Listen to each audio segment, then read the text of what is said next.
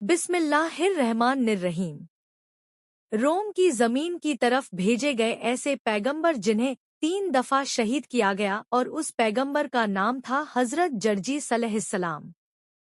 रिवायतों की माने तो हजरत जर्जीस अलैहिस्सलाम को मूल के शाम या रोम के किसी जगह पैदा हुए थे और यह हजरत ईसा अलैहिस्सलाम से कुछ अरसा पहले का जमाना था।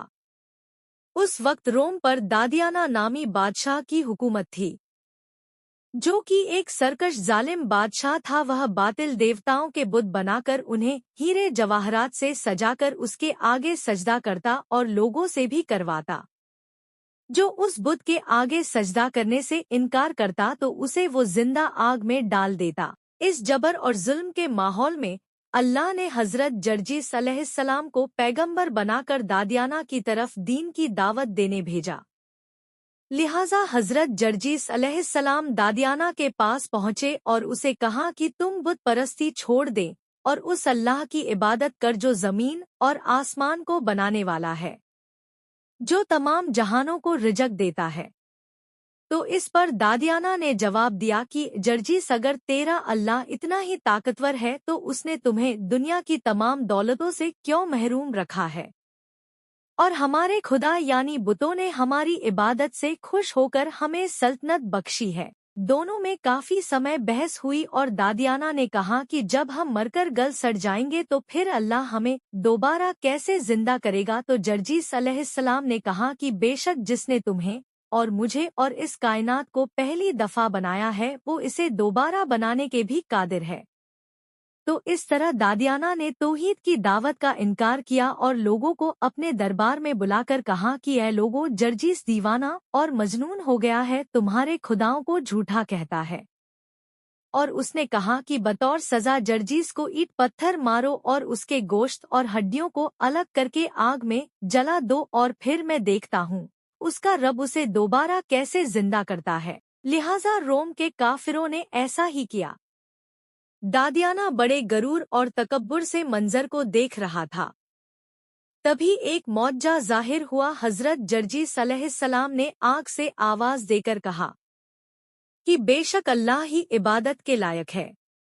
यह देखकर वो हैरान रह गया और कहा कि ए जर्जीस, तू दोबारा जिंदा कैसे हुआ? तो आपने फरमाया कि मुझे अल्लाह ने दोबारा जिंदा किया और जब तक अल्लाह ना चाहे तुम मुझे कोई नुकसान नहीं पहुंचा सकते और तुम कलमा पढ़कर ईमान ले आओ और कुफर से तौबा कर लो। लेकिन दादियाना कुफर पर कायम रहा।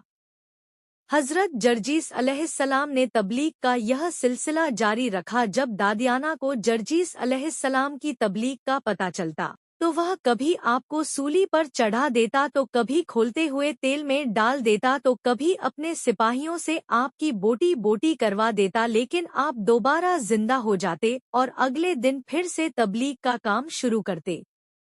और उन्होंने लोगों से कहा कि ए लोगों, क्या तुम देखते नहीं हो कि अल्लाह कैसे मुझे दोबारा जिंदा करता है? यह सब देखकर भी आप लोग ईमान क्यों नहीं लाते, जबकि तुम उसकी निशानियां अपनी आंखों से देखते हो? तो इस पर रोम के 4000 लोगों ने ईमान कबूल किया। यहाँ तक कि बादशाह की बीवी भी आप पर ईमान ले आई। अब बादशाह को खतरा महसूस हुआ तो उसने उन 4000 लोगों को शहीद करने का हुक्म दिया। लिहाजा सिपाहियों ने बड़ी बेरहमी से बच्चों, बूढ़ों, औरतों सबको शहीद किया और अपनी बीवी को भी सूली पर चढ़ा देने का हुक्म दिया। इस मंजर को देखकर हजरत जर्जीस अलैहिस्सलाम ने अल्लाह से दुआ की, 7 बरस से मैं यह रंज और तकलीफ उठा रहा हूँ। आज तू अपना वादा पूरा कर दे, मैं इनसे तंग आ चुका हूँ।